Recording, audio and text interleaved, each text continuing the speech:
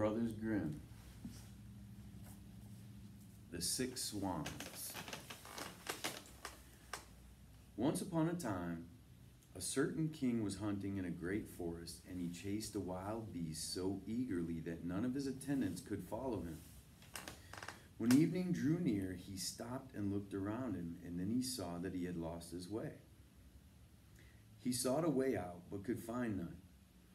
Then he perceived an aged woman with a head which nodded perpetually, who came towards him, but she was a witch. "Good woman," said he to her, "can you not show me the way through the forest?"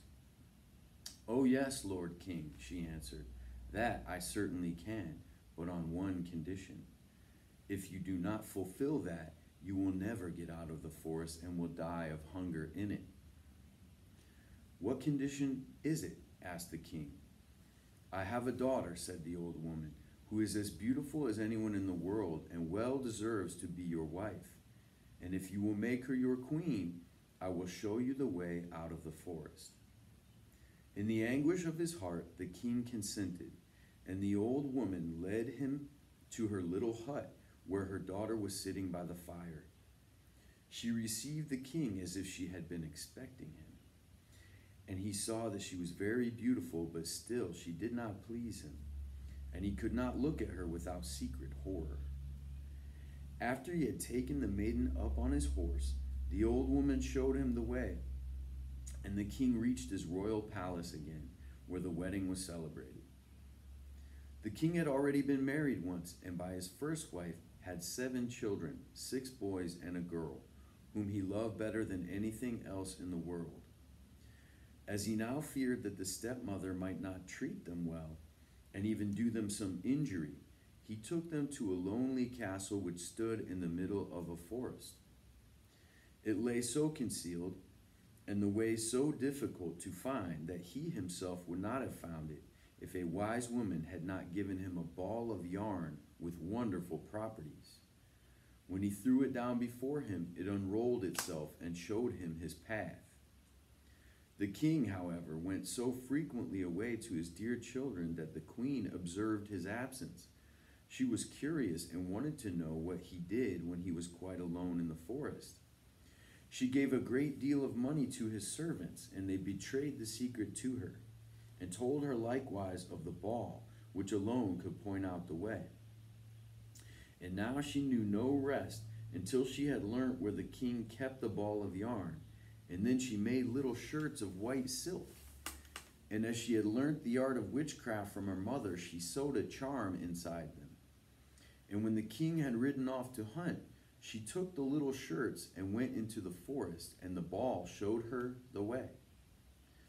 The children, who saw from a distance that someone was approaching, thought that their dear father was coming to them, and ran full of joy to meet him. Then she threw one of the little shirts over each of them, and no sooner had the shirts touched their bodies than they were changed into swans, and flew away over the forest.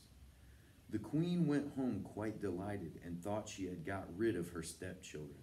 But the girl had not run out with her brothers, and the queen knew nothing about her. Next day, the king went to visit his children, but he found no one but the little girl.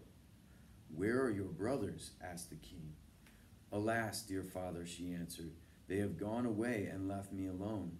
And she told him that she had seen from her little window how her brothers had flown away over the forest in the shape of swans, and she showed him the feathers which they had let fall in the courtyard, and which she had picked up.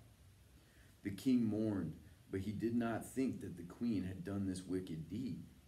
And since he feared that the girl would be stolen away from him, he wanted to take her away with him. But she was afraid of her stepmother, and begged the king to let her stay just one more night in the forest castle. The poor girl thought, "I can stay no longer here. I will go and seek my brothers." And when night came, she ran away and went straight into the forest. She walked the whole night long, and next day also, without stopping, until she could go no farther for weariness. Then she saw a forest hut and went into it, and found a room with 6 little beds, But she did not venture to get into one of them, but crept under one and lay down on the hard ground, intending to pass the night there. Just before sunset, however, she heard a rustling and saw 6 swans come flying in at the window.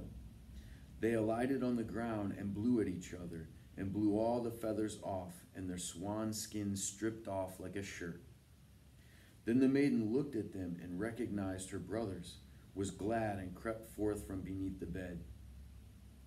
The brothers were not less delighted to see their sister, but their joy was short of duration.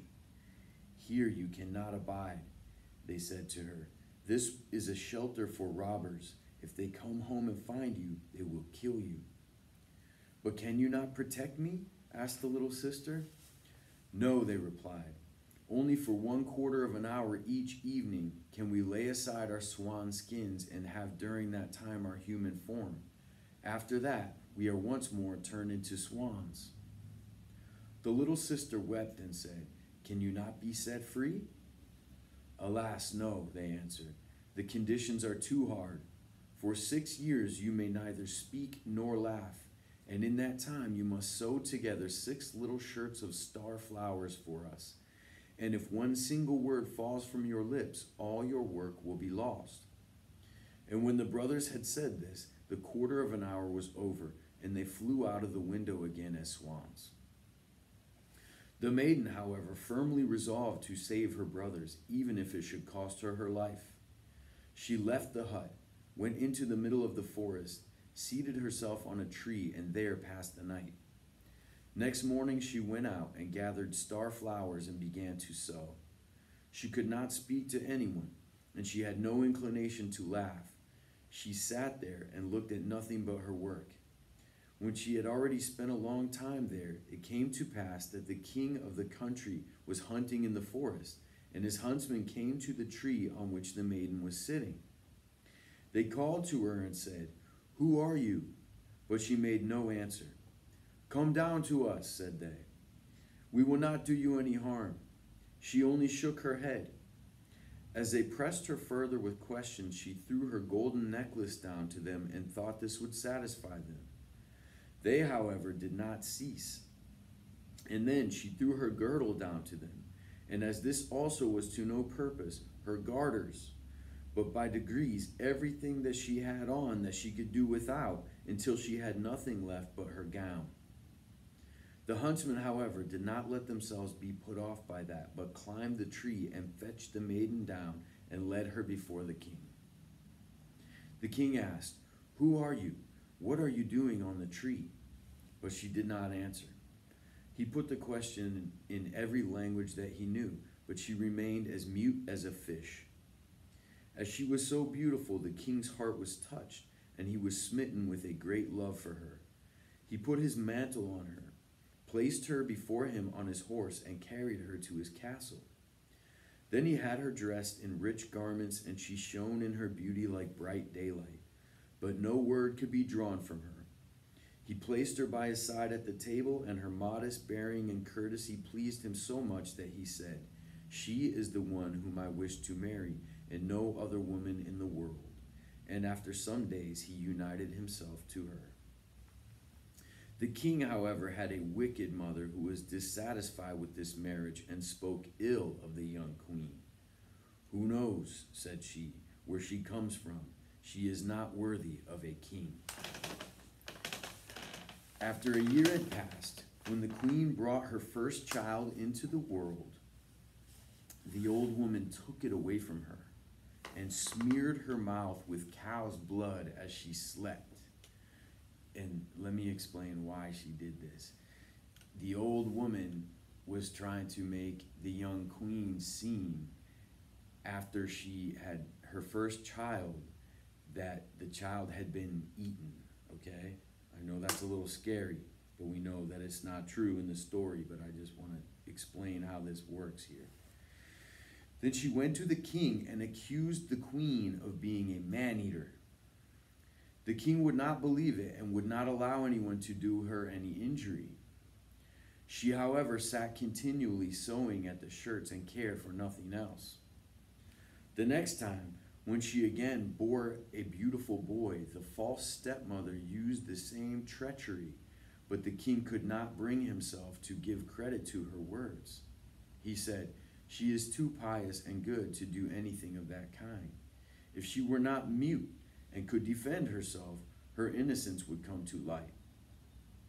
But when the old woman stole away the newly born child for the third time and accused the queen, who did not utter one word of defense, the king could do no otherwise than deliver her over to justice, and she was sentenced to be banished from the kingdom. When the day came for the sentence to be executed, it was the last day of the 6 years which she was not to speak or laugh, and she had delivered her dear brothers from the power of enchantment. The 6 shirts were ready, only the left sleeve of the 6th was missing. When therefore she was led to the gates, she laid the shirts on her arm. And when she stood up at the gates, she looked around, and 6 swans came flying through the air towards her. Then she saw that she would be saved, and her heart leapt with joy. The swans swept towards her and sank down so that she could throw the shirts over them. And as they were touched by them, their swan skins fell off, and her brothers stood in their own bodily form before her, and were vigorous and handsome. The youngest only lacked his left arm, and had in place of it a swan's wing on his shoulder. They embraced and kissed each other, and the queen went to the king, who was greatly moved, and she began to speak and said, "Dearest husband, now I may speak and declare to you that I am innocent and falsely accused." And she told him of the treachery of the old woman who had taken away her 3 children and hidden them. Then, to the great joy of the king, they were brought there, and as a punishment, the wicked stepmother was placed in a ship and put out to sea. But the king and the queen with their 6 brothers lived many years in happiness and peace. The end. Did you like that story? Good.